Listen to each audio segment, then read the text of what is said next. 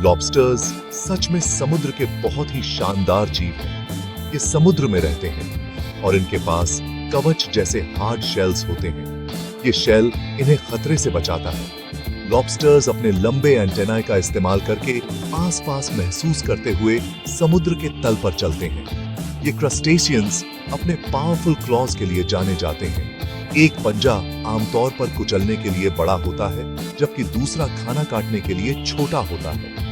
Lobsters कई रंगों में आते हैं, नीले, भूरे, पीले, लेकिन पकाए जाने पर ये लाल हो जाते हैं। ये डेकापॉड्स नाम के परिवार से हैं, जिसका मतलब है 10 पैर। लॉबस्टर्स के पास चलने के लिए 10 पैर होते हैं और ये दुश्मनों से बचने के लिए बहुत तेजी से पीछे की ओर तैर सकते हैं। इस तेज बचाव को टेल फ्लिपिंग कहते हैं। लॉबस्टर्स लाखों सालों से पृथ्वी पर हैं, जैसे जीवित फॉसिल्स हों। इनके बारे में पढ़ने से हमें समुद्री जीवन को समझने में मदद मिलती है। ये अपनी पानी के नीचे की दुनिया में एक जरूरी भूमिका निभाते हैं, फूड चेन का हिस्सा बनकर। कई दूसरे जानवर लॉबस्टर्स को खाते हैं और लॉबस्टर्स छोटे जीवों को खाते हैं। यह बैलेंस समुद्र के लिए बहुत जरूरी है। चलो इनकी दुनिया को एक्सप्लोर करते हैं। एक लॉबस्टर की जिंदगी एक छोटे से अंडे से शुरू होती है। मादा लॉबस्टर कई महीनों तक, कभी-कभी तो 1 साल तक अपनी पूंछ के नीचे बहुत सारे अंडे रखती है। हजारों अंडे, लेकिन सभी बड़े लॉबस्टर बनने तक जिंदा नहीं बच पाते। जब अंडे फूटते हैं तो छोटे-छोटे बेबी लॉबस्टर्स पैदा होते हैं। वे प्लैंकटन के हिस्से के रूप में पानी में तैरते हैं, जिससे वे शिकारियों के लिए आसान शिकार बन जाते हैं। जैसे जैसे वे बड़े होते हैं, वे मोल्टिंग नाम की प्रोसेस में अपना शेल छोड़ते हैं। पुराना शेल बहुत छोटा हो जाता है, इसलिए लॉबस्टर उससे छुटकारा पा लेता है। नीचे एक नया नरम शेल होता है, जो समय के साथ सख्त हो जाता है। यह प्रोसेस कई बार होती है, जब तक कि लॉबस्टर बड़ा नहीं हो जाता। एक लॉबस्टर को पूरी तरह से बड़ा होने में कई साल लगते हैं। कुछ लॉबस्टर्स 50 साल या उससे भी ज्यादा समय तक जिंदा रह सकते हैं। एक लॉबस्टर की जिंदगी सर्वाइवल, ग्रोथ और बदलाव की कहानी है।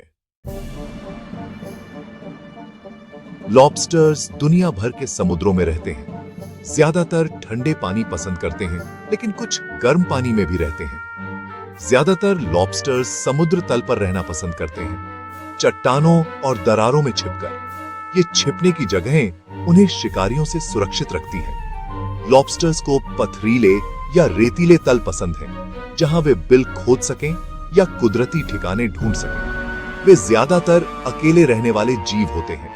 हर एक का अपना इलाका होता है। वे दूसरे लॉबस्टर्स से अपने घर की रक्षा करते हैं और अच्छी जगह के लिए लड़ भी सकते हैं। जिस गहराई में लॉबस्टर्स रहते हैं, वह कम गहरे से लेकर बहुत गहरे तक हो सकती है। लॉबस्टर का टाइप अक्सर यह तय करता है कि वह कहां रहेगा। जैसे अमेरिकन लॉबस्टर नॉर्थ अटलांटिक के ठंडे पानी में रहता है। द स्पाइनी लॉबस्टर अक्सर ज्यादा गर्म ट्रॉपिकल पानी पसंद करता है।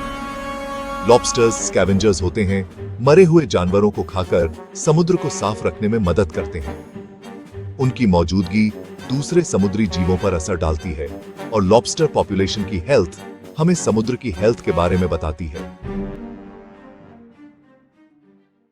लॉबस्टर का शरीर काफी कमाल का होता है।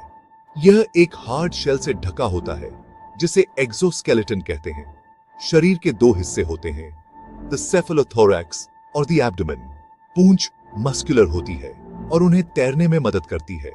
लॉबस्टर्स के 10 पैर होते हैं, जिनमें से पहले जोड़े में बड़े क्लॉज होते हैं।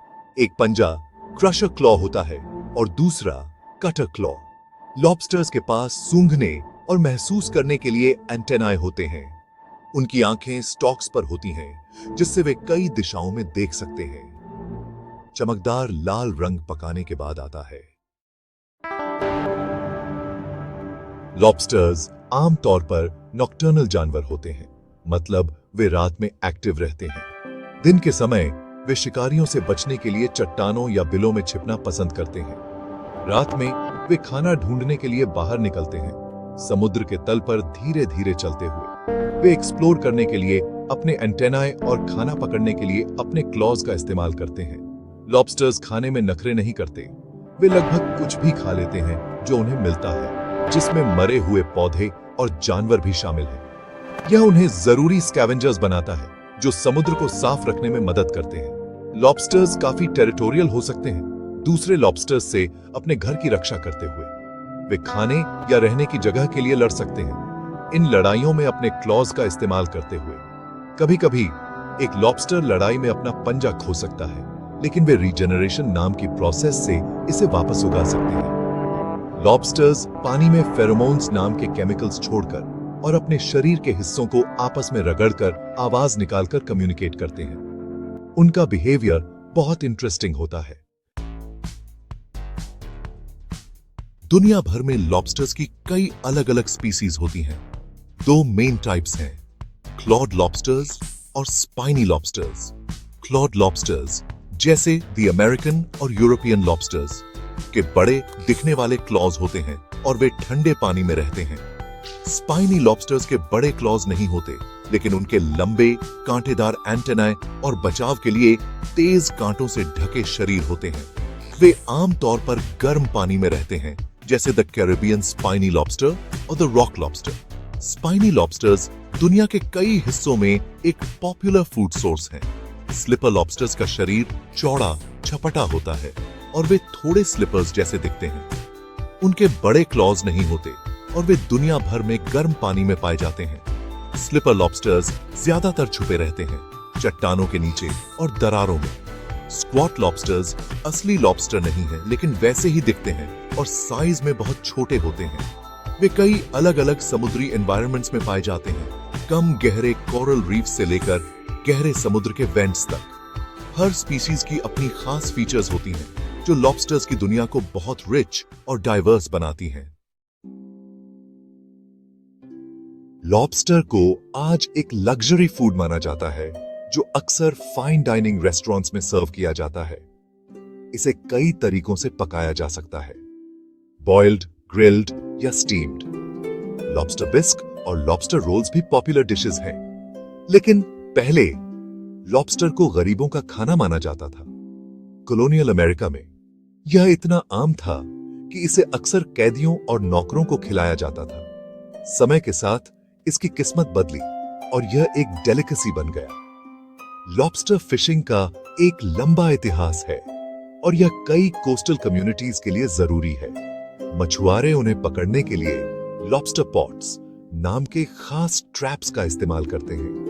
यह ट्रेडिशनल तरीका आज भी जारी है। लॉबस्टर का कल्चर में भी एक स्थान है। यह आर्ट और लिटरेचर में दिखाई देता है। कई फेस्टिवल्स लॉबस्टर्स का जश्न मनाते हैं, जैसे यूएसए के मेन में बड़ा लॉबस्टर फेस्टिवल। एक मामूली खाने से लेकर एक मशहूर डेलिकेसी तक, लॉबस्टर की कहानी यूनिक है। लॉबस्टर फिशिंग को सस्टेनेबल बनाना जरूरी है। ओवरफिशिंग कई समुद्री जीवों के लिए एक बड़ी समस्या है। रेगुलेशंस की जरूरत है लॉबस्टर पॉपुलेशंस को बचाने के लिए। कई जगहों पर लॉबस्टर फिशिंग के लिए नियम हैं, जैसे मिनिमम साइज लिमिट्स और अंडे देने वाली मादा लॉबस्टर्स की सुरक्षा। पोल्यूशन और क्लाइमेट चेंज भी लॉबस्टर्स के लिए खतरे हैं। प्लास्टिक और केमिकल पोल्यूशन उन्हें नुकसान पहुंचा सकते हैं और क्लाइमेट चेंज उनके हैबिटेट और फूड सोर्सेज पर असर डाल सकता है।